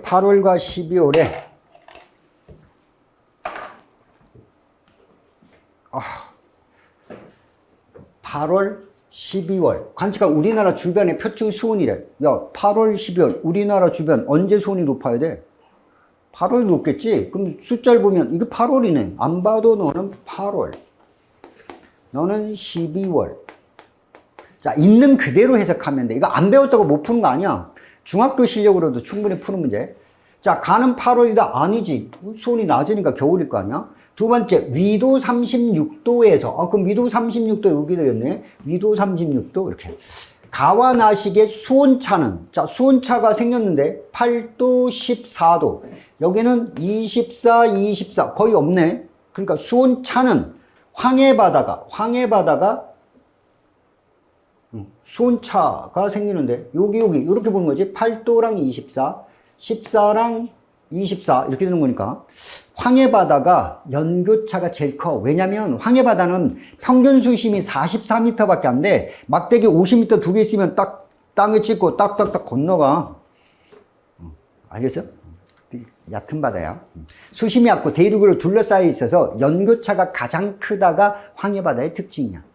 그래서 수온차는 황해가 동해보다 크다. 당연한 말이지. 수온차 있는 대로 해석하면 돼. 디귿 위도 38에서 40도 사이에 동해지. 이렇게 하니까 38에서 40도 사이에 동해의 남북간 수온차는 여기는 12, 여기는 6, 여기는 22, 21 뭐 이렇게 되는 거지. 자, 이때가 수온차가 더 크게 벌어지지. 왜냐면 겨울철에 북한 쪽에서 북한 한류가 내려오고 밑에서는 동한 난류가 이렇게 올라와. 그래서 여기 좋은 어장이 형성된단 말이야. 한류와 난류가 이렇게 만나.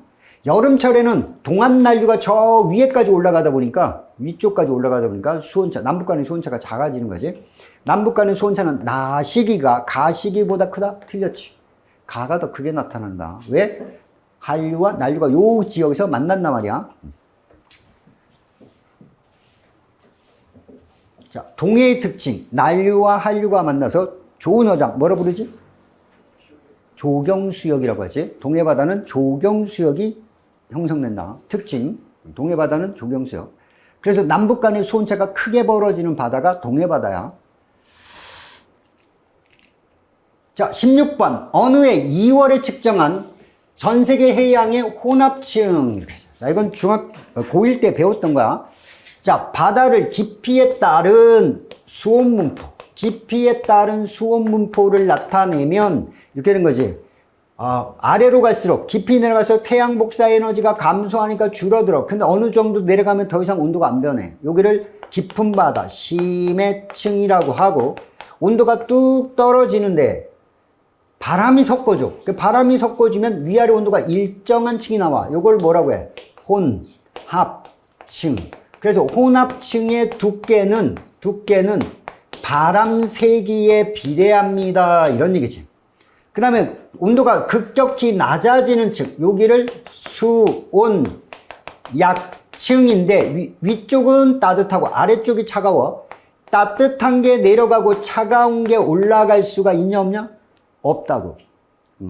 따뜻한 게 내려가 차가운 게 올라가? 이럴 수 없어. 그래서 매우 안정한 층이다. 매우 안정. 이게 이제 수온약층이지. 수온약층은 혼합층하고 심해층 사이에 물질과 에너지 교환을 차단하는 거야. 알겠어? 자, 요게 이제 기본 내용. 자, 요거 갖고 이제 보는 거야. 자, A 지역이 있고 B 지역을 봤더니, 자, 혼합층의 두께를 가르쳐 줬단 말이야. 혼합층의 두께는 바람세기야, 바람세기. 자, 봤더니 얘는 30m도 안 되는 깊이인데, B 지역은 까만색 정도니까 100m 정도까지 상당히. 그러니까 혼합층이 두껍게 발달한 여기가 요게 B네. 그러니까 점선이 B가 되겠지. 그 다음에 실선이 혼합층의 두께가 얇은 쪽이 되니까 A가 되겠네. 기역이 A. 이렇게 풀어주면 되겠지. 자, 기역은 A에서 맞는 말이 되겠어. 측정한 연직수은 분포야 혼합층의 두께로 찾을 수 있어. 두 번째, 표층수는 A가 B보다 높다. 자, 여기 뭐야? 기역 쪽 수온이 25도까지 올라가잖아. 그리고 뭐야? 여기 적도 근처지. 저緯도고 얘는 고緯도 쪽이잖아.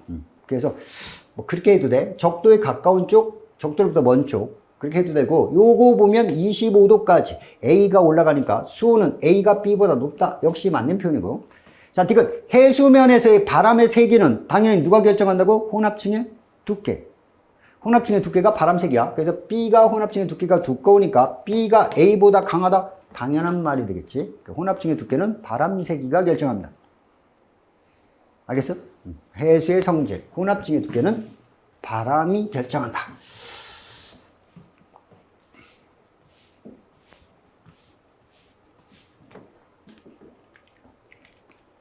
자, 17번. 과거의 기후 연구, 고기후 연구하는 방법에서 뭐가 있었냐? 산소 동위원소 비, 산소 16분에 산소 18의 비가 나온다고 했어. 빙하 시추에서. 그 기억해둬야지. 사실 산소라고 하는 애들은, 산소는 물 분자로 존재해. 그래서 H2O 16자리가 있고 H2O 18자리가 있는데 얘가 분자량이 커. 그래서 잘 안 날아가. 분자 간의 인력이 세서. 그런데 증발 속도가 얘가 더 빠른단 말이야. 증발되는 속도가 기본적으로 얘가 더 빨라. 16자리가 18자리보다 빨라. 그런데 기온이 높아지면 얘의 속도가 이제 따라잡기 시작을 해. 알겠어? 그래서 기온이 높을수록 증발이 안 날아가던 얘가 점점 날아가기 시작해서 공기 중에 수증기가 되고, 공기 중에 수증기지. 그러니까 따뜻할수록, 기온이 올라갈수록 공기 중에 얘네들의 양이 많아져. 얘가 이제 뭐가 돼? 구름이 돼가지고 눈이 돼서 내려. 그래서 이게 쌓인 게 뭐야? 빙하야. 그러니까 빙하 속에 산소 16분의 산소 18이 많다. 그러면 따뜻할 때 온 비구나, 비가 아니라 눈이 되겠지? 따뜻하다는 뜻이야. 따뜻하다라는 뜻이는 거야. 반면 바다는 따뜻하면 18이 많이 증발되니까 상대적으로 따뜻할수록 산소 16분의 산소 16의 비가 적어야지. 18의 비가 적을수록 온도가 높은 거야. 바다의 비가 많으면, 즉 바다라고 안 나오고 뭐가 돼? 해양 생물이라고 하는 거야. 해양 생물의 화석 속에 포함된 산소 16분의 18이 많아? 이렇게 나오면 너는 추울 때라는 얘기야. 왜? 안 날아갔으니까. 그럼 빙하랑 바다랑 반대라는 거 꼭 기억해야 돼. 자, 이거야. 자, 이거는 빙하니까 빙하 속을 본 거야. 빙하 속에 많을 때가 기온이 높을 때야. 빙하 속에 많을 때 너는 온도가 높을 때, 기온이라 써요? 온도라고 써요. 기온이 높을 때, 적을 때, 기온이 낮을 때, 이거 되겠지? 자, 오름을 고르시오. A 시기가 B보다 큰가? 뭐가 있냐? 따뜻할 때가, 따뜻하면 증발량이 많아지겠지? 해수면의 높이, 이거 어떻게 하냐? 따뜻하면 빙하가 뭐해? 녹아. 그럼 해수면이 높아지겠지? 빙하가 녹아서 해수면이 높아진다. 해수면이 높아져. 빙하는 감소하겠지. 녹으니까. 그래서 기억니은 이렇게 되는 거야. 알겠어? 자.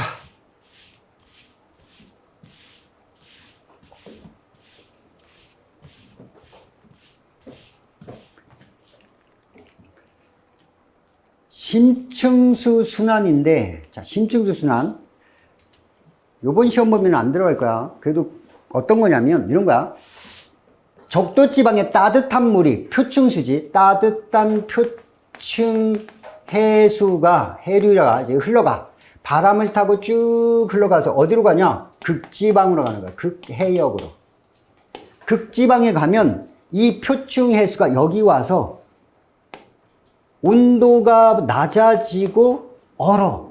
빙하가 바닷물이 어는 거야. 결빙하는 거야. 그러니까 집에서 한번 해봐. 할 수 있으려나? 소금물이지. 소금물을 갖다가 냉동실에 집어넣고, 소금물을 냉동실에 집어넣고 얼리기 시작하면 사실 바깥쪽부터 얼단 말이야. 위에랑 이게 얼기 시작한단 말이야.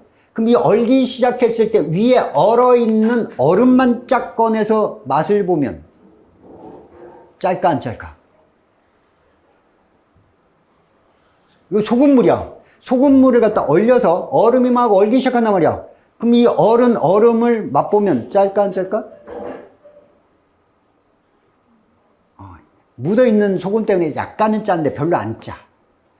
물이 얼 때 물만 얼어. 소금기는 아래로 가라앉고 물만 얼어. 그래서 빙하는 담수야. 짠물이 아니야. 바닷물 아니야. 빙하는 담수라고 하는 거야. 물만 얼어서. 그러니까 물이 얼면서 소금기는 아래로 내려가니까 이 밑에 있는 물에 염분이 높아져. 짜증나고 밑에 물은 짜지고 물만 얼기 시작하는 거야. 근데 바다의 밀도는 흔히 우리가 뭐해? 부피분의 질량으로 구하잖아. 그런데 부피를 결정하는 게 바로 뭐냐? 요게 수온이야, 수온. 수온이 낮아지면 부피가 똑같이 작아져. 그지? 그러니까 이게 작아지면 밀도는 커지겠네. 반면 이 질량은 누가 결정하냐면 염분이 결정해. 즉 소금이 염화, 나트륨, 염화, 마그네슘, 염화, 칼슘, 뭐 황산, 마그네슘은 나트륨, 칼륨, 칼슘 같은 애들이 막 녹아 들어가니까 금속들이 막 녹아 들어가는 거지. 그러니까 염분이 높아지면 질량이 증가해. 그러니까 밀도가 커져. 그러니까 바닷물의 밀도는 수온이 낮고 염분이 높을수록 커져. 그런 거지. 극지방에서 빙하가 얼어. 그럼 수온이 낮아지고 결빙이 일어나니까 염분이 뭐해져? 바닷물이 높아져. 그 밀도가 커져. 밀도가 커져. 그래서 이 바닷물이 서서히 아래로 가라앉아. 이게 심층순환이 시작이야. 그게 녹아 들어갈 때 공기 중에 있는 산소를 녹여서 들어가. 그 바다 깊은 곳에 산소를 공급해. 이게 심층순환이 하는 역할이야. 그럼 얘가 이렇게 가서 바닥을 타고 쫙 가서 적도 근해에서 다시 올라와서 표층수로 연결돼. 큰 컨베이어 벨트처럼 도는데 이 심층순환은 요게 초당 1cm 정도 움직여. 겁나 느려. 근데 직접 눈으로 관찰할 수가 없어. 그래서 물 덩어리는 수계라고 해. 땅 덩어리는 지계라고 하고, 이 수계가 요렇게 분포하고 있는 염분과 수온을 재서 수온과 염분이 일정한 물 덩어리가 어떻게 분포하는지를 보고 어떻게 흘러가는지를 간접적으로 측정하는 거야. 알겠어? 극지방에서 가라앉아서 이렇게 흘러가는구나. 이게 이제 심층순환이야.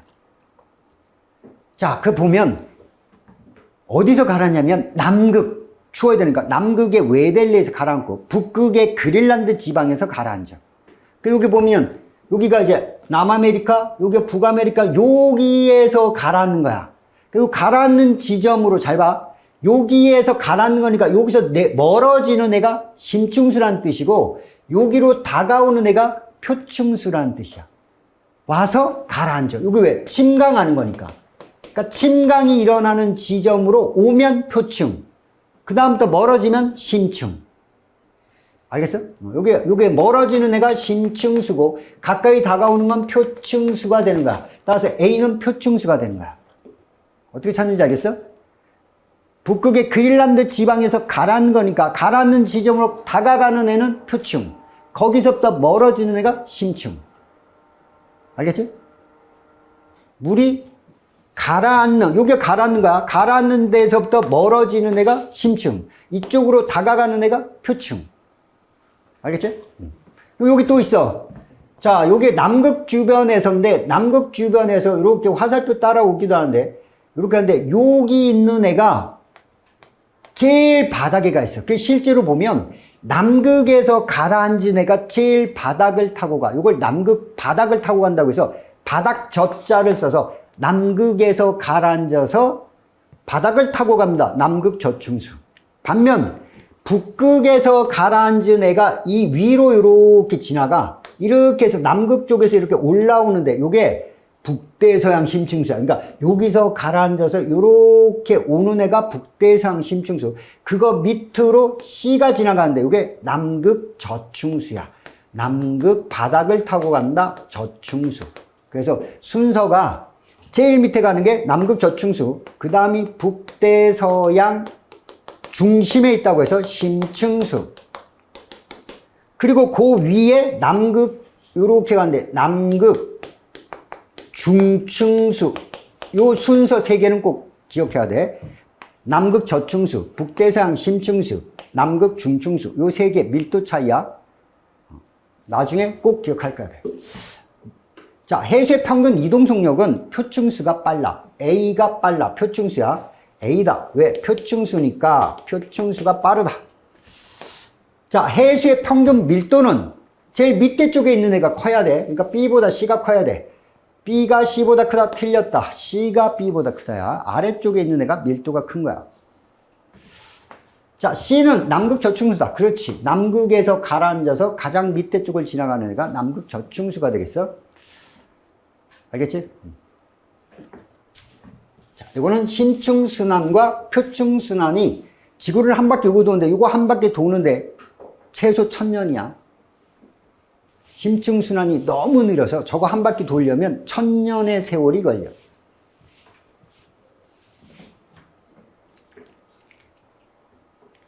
제일 어려웠던 문제.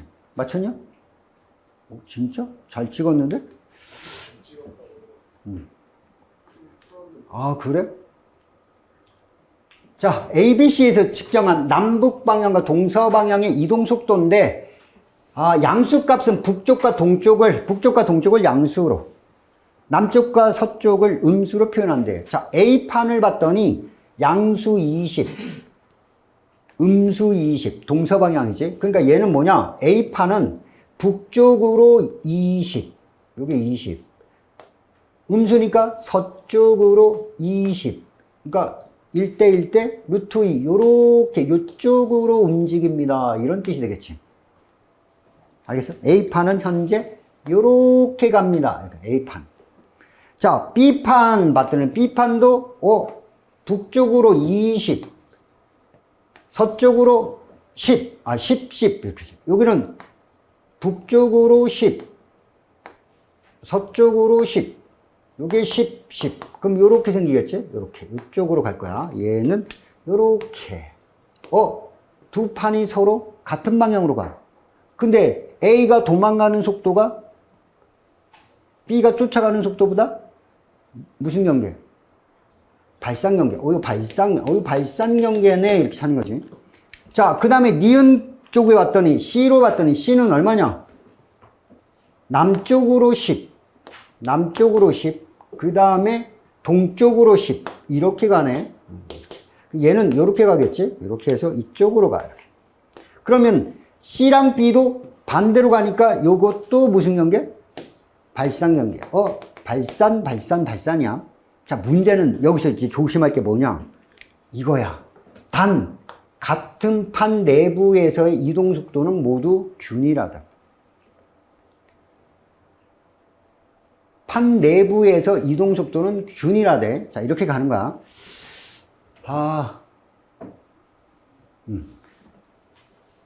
자, 여기서 제일 어려웠던 게 요거야. 기억.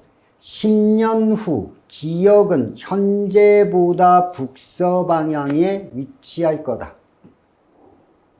자, 이건 냅두고.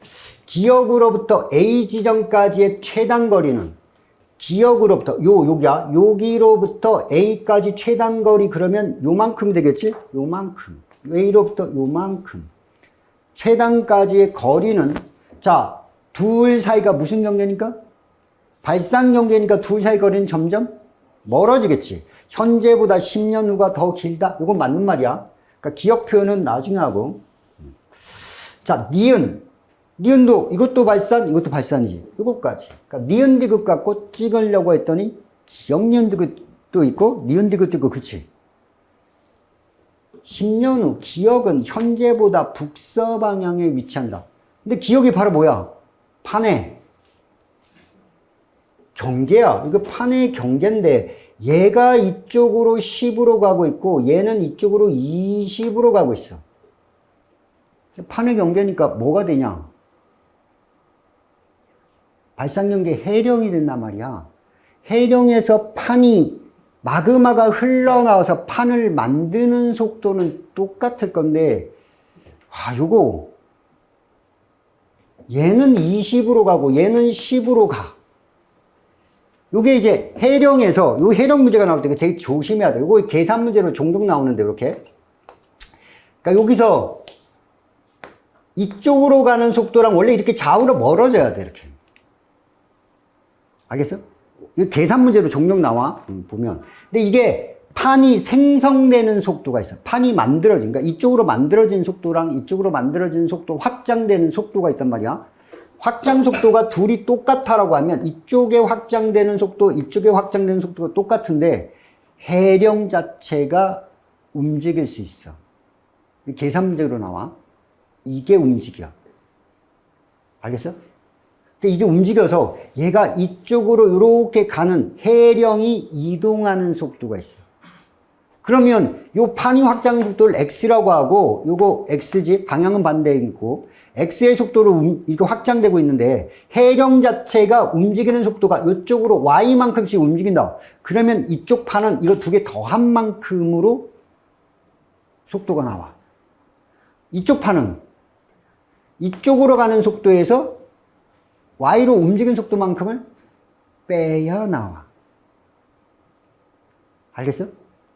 여기가 아마 그 문제를 같아. 그러니까 이게 선생님 같은 판 내부라고 해요. 이 같은 판 내부에서 판의 이동 속도는 모두 균일하다라고 한다면 사실 이쪽 판하고 이쪽 판하고 생성되는 속도가 같다고 하면 이 경계 자체가 뭐 해야 된다고?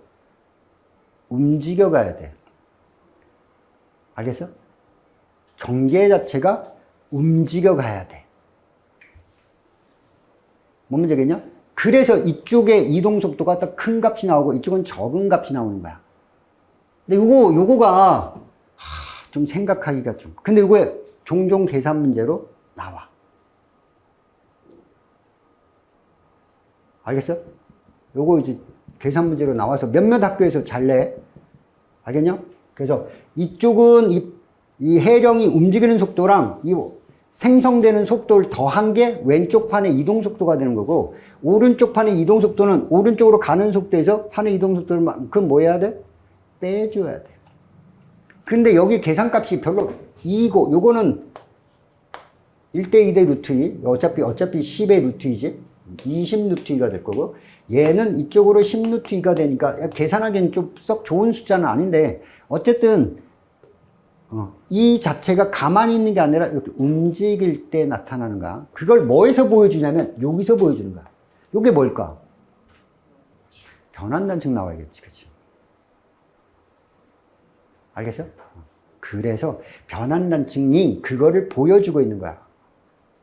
알겠냐? 자, 그런 걸까지 해야 기억답을 선택할 수 있는 문제야.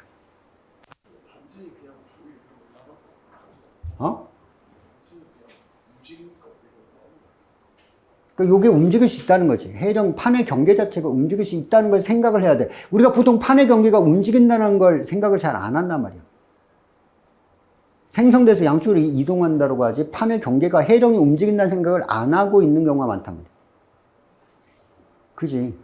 그래서 이렇게 속도 차이가 나는 이유는 이런 식으로 접근을 해야 돼. 요거 계산하는 문제가 충분히 나올 수 있다라는 거죠. 그래서 이런 모양으로 발달한 이유가 얘가 이쪽으로 이동하고 있구나 라는 뜻으로 이걸 풀어야 돼. 이거 좀 어려웠던 문제. 알겠지? 알겠어?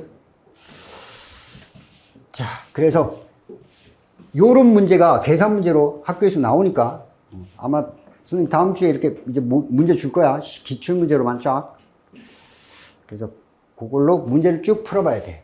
아마 니네 학교 모르겠네. 얼마나 어렵게 나올지. 자, 마지막 20번. 그냥 자료 해석이야. 똑같네. 어느 해 겨울과 여름? 그럼 당연히 이걸 해야 되는데 중학교 때 많이 배웠을까? 여기 1번 옆으로 이렇게 지나가는 아주 유속이 빠른 따뜻한 물이 있어. 이거 뭐지? 유속이 빠른 따뜻한 난류가 이렇게 흘러가. 그리고 얘 일부가 우리나라 동해로 이렇게 오고 서해로 이렇게 흘러 들어가고 북한 쪽에선 찬물이 이렇게 내려오는데 요걸 후로시오 난류라고 해. 저위도에서 고위도로 흐르는 애야. 난류야. 얘가 온 고염분의 물이고 얘가 우리나라에 영향을 줘. 그 동해 쪽으로 빠져가는 걸 동한난류라고 해. 알겠어요? 이게 동한난류고 북한 쪽에서 내려오는 건 북한한류인데 이 둘이 만나는 여기에 좋은 어장이 형성되는 거야. 이 모양을 판단해서 자 밑에서 위로 흘러가는 애가 얘가 얘보다 더 강하게 발달했단 말이야. 그지? 그래서 얘가 뭐야? 여름철이 되는 거고 얘가 동한난류가 약화되고 북한한류가 더 세력이 세졌지? 이때가 겨울이구나 이런 뜻이야. 그럼 조경수역은 요쯤에서 생길 거고 여기서는 조경수역이 저 A까지 올라가서 생길 거야. 알겠지? 그래서 조경수역은 여름철에는 북상하고 겨울철에는 남하합니다. 이런 걸 보여준 거야. 자, 가에서 영양염류. 자, 영양염류는 어디에 많냐? 찬물에 많아. 찬물 속에는 산소도 많이 녹아있고 그래서 영양물질도 많아. 염분하고 달라. 염분은 따뜻한 물이 많고 온 고염분이고 영양물질, 영양염류는 찬물에 많아. 산소도 찬물에 많아. A 해역이 찬물에 흐르는 해류가 B 해역에 흐르는 해류보다 적다. 가에서 여기 찬물이잖아. 그러니까 A 해역에 흐르는 해류가 B 해역에 흐르는 해류보다 적다가 아니라 찬물에 많아야 돼. 알겠어? 가에서 여기 찬물이야. 찬물 속에 영양물질이 많고 산소가 많아. 그 다음 두 번째 조경수역. 조경수역이 형성되는 위도는 얘는 여기 겨울철이니까 여름철에는 이 위쪽이지. 그러니까 위도는 가가 나보다 높은 게 아니라 나가 높아야지. 가가 나보다 아닌데? 그치. 여름철에 이거 올라오니까 나가 높아야 돼. 가가 나보다 높다. 틀렸네. 헷갈려. 여름철에는 북상하고 겨울철에는 남하를 해. 조경수역이. 자, B 해역에는 동한난류가 흐른다. 그치? 이거는 동해안인데 동해난류가 아니라 동한난류라는 이름을 써. 동한난류. 동해안을 흘러서 가는 애를 동한난류. 자, 이거는 우리나라 주변에 흐르는 해류야. 자, 기억해도 우리나라 주변에 흐르는 해류는 쿠로시오 해류고 쿠로시오 해류의 일부가 이렇게 이게 동한난류, 황해난류, 북한 쪽에서 내려온 건 북한한류. 북한한류랑 동한난류가 만나는 지점에서 조경수역이 형성되고 조경수역은 여름철에는 북상하고 겨울철에는 남하합니다. 즉 우리나라는 동해바다의 특징 남북 간의 수온차가 매우 크다. 왜? 찬물과 따뜻한 물이 만나니까. 할 수 있겠지? 이 9월 모평은 시험 대비용으로 딱 좋아. 그래서 웬만하면 2학년 작년 9월, 작년 6월 9월, 작년 6월 9월, 재작년 6월 9월 요 문제들은 한번 쭉 정리할 때, 복습으로 정리할 때 풀어보는 게 되게 도움이 돼. 자, 여기까지.